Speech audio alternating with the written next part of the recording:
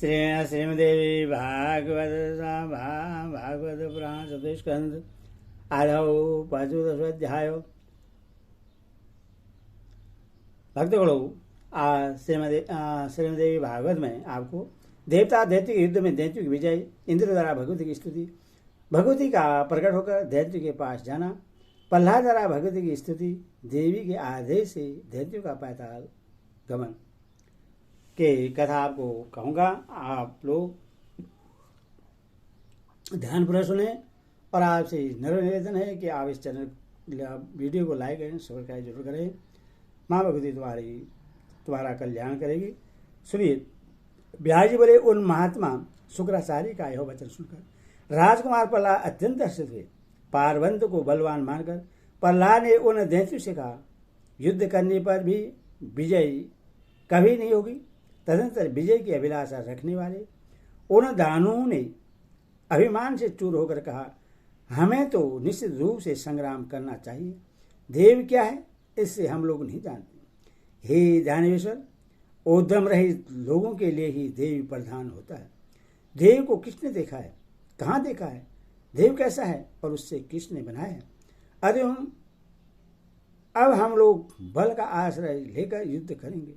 हे दैनश्रेष्ठ, हे महामते, आप सर्वज्ञ हैं, आप केवल हमारे आगे रहें।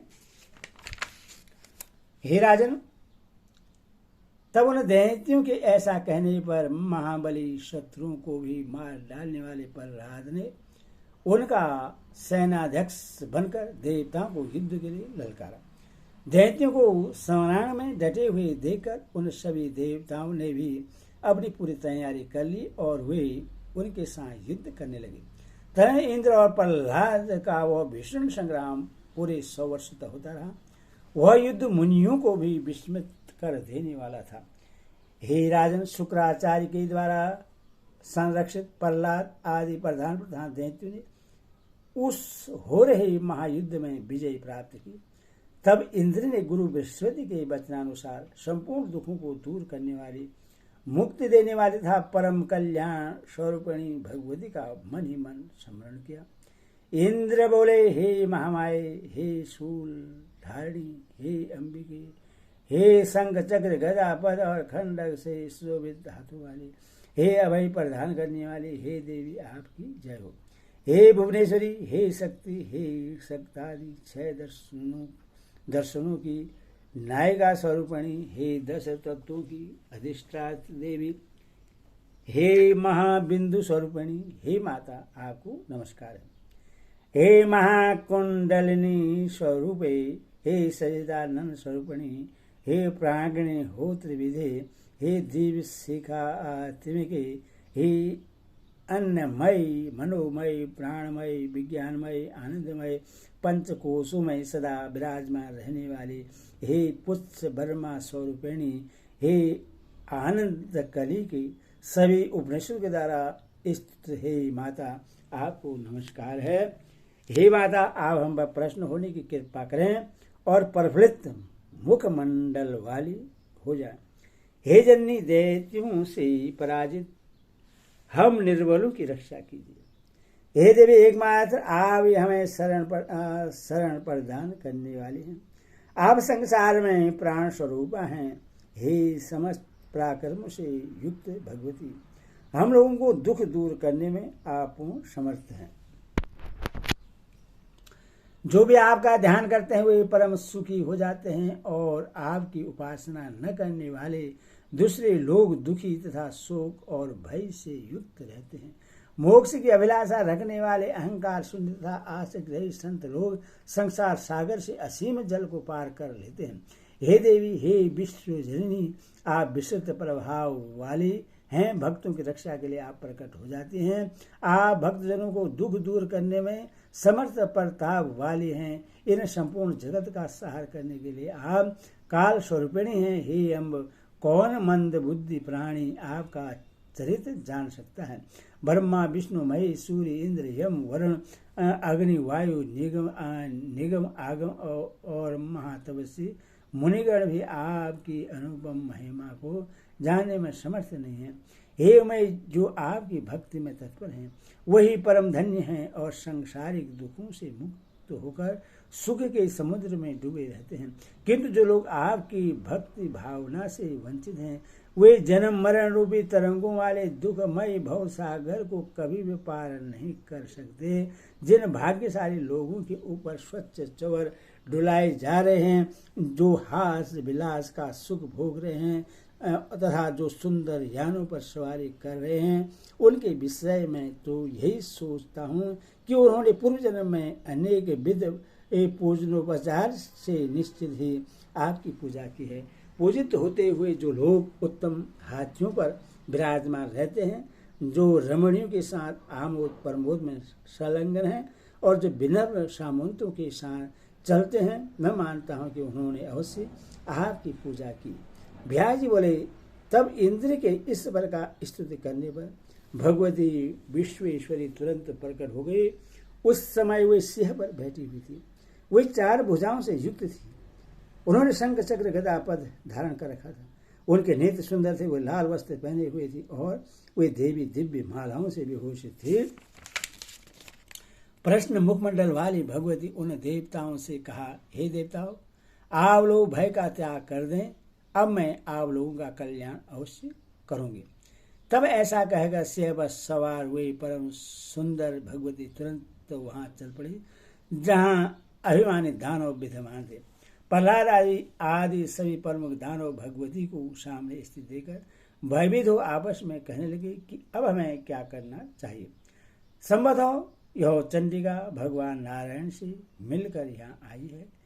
इसी ने महिषासुर का वध किया था तथा चंड मुंड का विनाश किया था, जिसने पूर्व काल में अपने वक्र दृष्टि से मधु केटभ का संहार कर डाला था।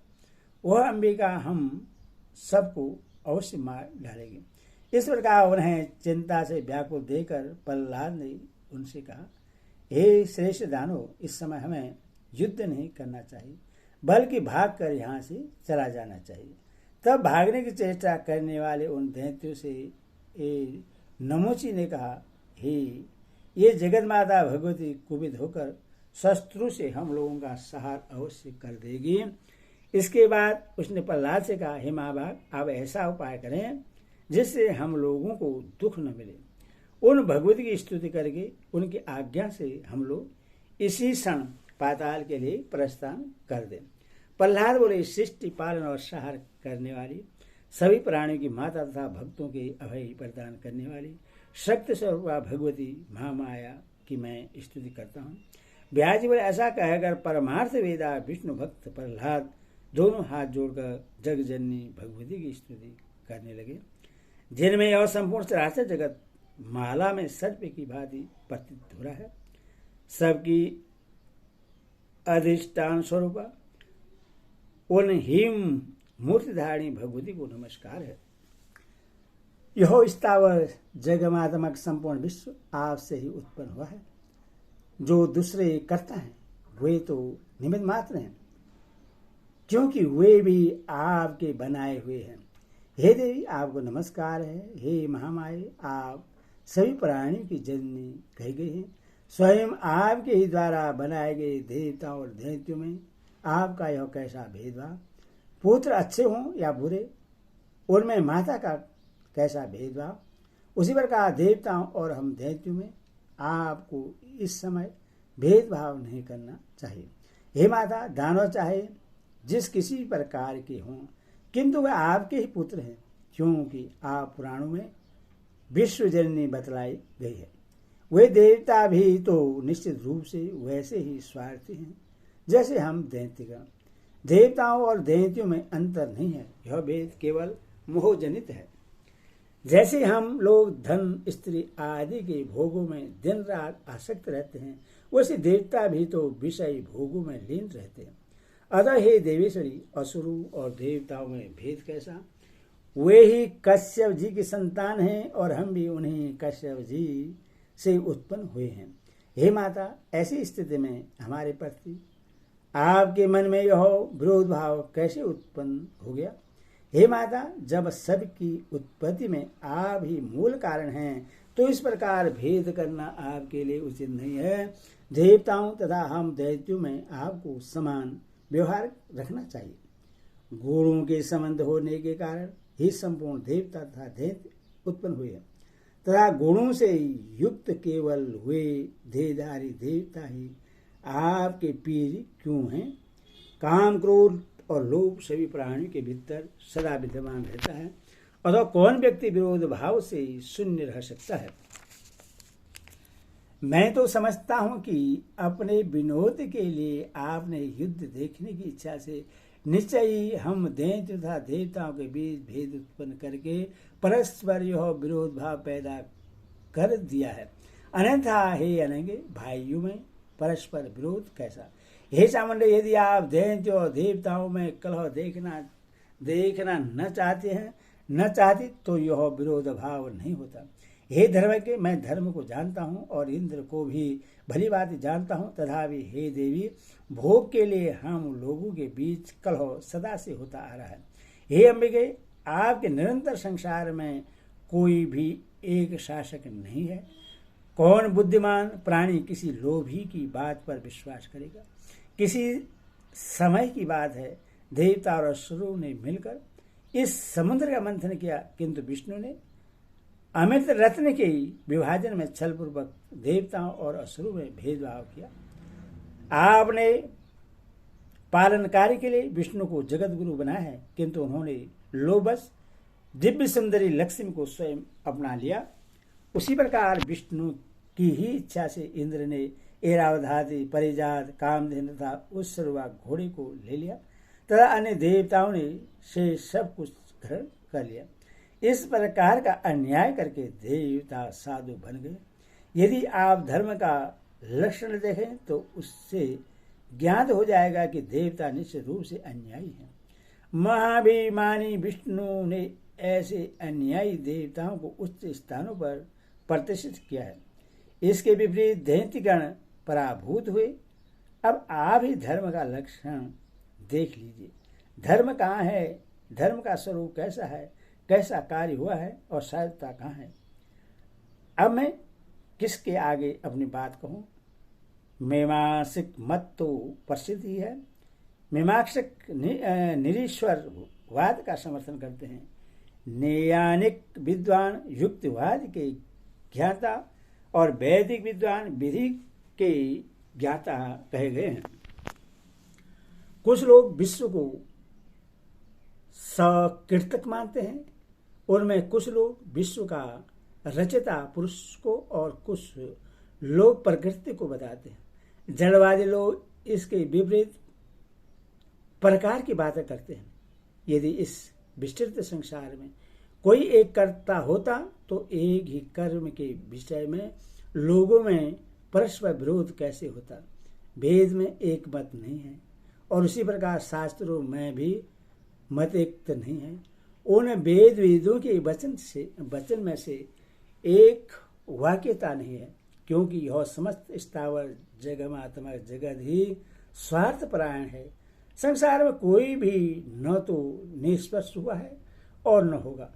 चंद्रमा ने जानबूझकर अपने गुरु बृहस्पति की भार्या का बलपूर्वक हरण कर लिया। उसी प्रकार धर्म का निर्णय जानते हुए भी इंद्र ने महर्षि गौतम की पत्नी के साथ अनाचार किया। देवगुरु बृहस्पति ने अपने छोटे भाई की गर्भवती भार्या के साथ रमण किया और गर्भस्थ शिशु को सांप दे दिया तथा उसे अंधा बना दिया। हे अंबिके, सत्व संपन्न होते हुए भी विष्णु ने बलपूर्वक सुदर्शन चक्र से निरपराध राहु का सिर काट लिया। मेरा पौत्र बलि धर्मात्मा श्रेष्ठ वीर सत्यव्रत में संलग्न रहने वाला यह करता महादानी शांत सर्वज्ञ तथा सबका सम्मान करने वाला था। पूर्व काल में कपट ज्ञानी विष्णु ने वामन का रूप धारण करके उस बलि के साथ भी छल किया और उसका सारा राज्य छीन लिया। फिर विद्वान लोग देवताओं को धर्मनिष्ठ कहते हैं और चाटुकारितापूर्ण वचन बोलते हैं कि धर्मवादी होने के कारण ही देवता विजय को प्राप्त हुए। हे जगजननी, यो सब सोच समझकर आप जैसा चाहें वैसा करें। सभी दानव आपकी शरण में हैं। अब आप उनका सहार करें अथवा उनकी रक्षा करें। श्री देवी बोली, हे दानो, तुम सब लोग पाताल चले जाओ और वहां पर निर्भय तथा शोभ रहित होकर इच्छानुसार निवास करो। अभी तुम लोगों को समय की प्रतीक्षा करनी चाहिए। वह काल ही अच्छे या बुरे कार्य में कारण बनता है। परम संतोषी लोगों को सभी जगह सदा सुख ही सुख है, किंतु लोभयुक्त मन वाले लोगों को तीनों लोगों का राज्य मिल जाने पर भी सुख नहीं प्राप्त होता। सतयुग में भी नाना विधि भोगों के रहते प्रबल कामना वाले लोगों का सुख कभी पूरा नहीं हुआ। अतः सभी दैत्य मेरी आज्ञा मानकर इस पृथ्वी को छोड़कर अभी पैताल में चले जाएं और वहां निष्पाप होकर रहें। ब्याज बोले, भगवती का यह वचन सुनकर सभी दानों ने ठीक है ऐसा कहकर उन्हें प्रणाम किया और उनकी शक्ति से रक्षित होकर वे वहां से चल पड़े। तब भगवती अंतर्ध्यान हो गई और देवता अपने अपने लोक चले गए। उस समय सभी देवता तथा दानव बैर भाव छोड़कर रहने लगे। जो मनुष्य संपूर्ण कथा को सुनता अथवा कहता है वह सभी दुखों से मुक्त होकर परम पद प्राप्त कर लेता है। एते श्री देवी भागवत महापुराण षष्ठादशसहस्राणां सहितानां चतुष्कन्धे देवी कथनेन दानवानं रसातलं प्रति गमनं नाम पंचवदशोऽध्यायो। हरि ओम।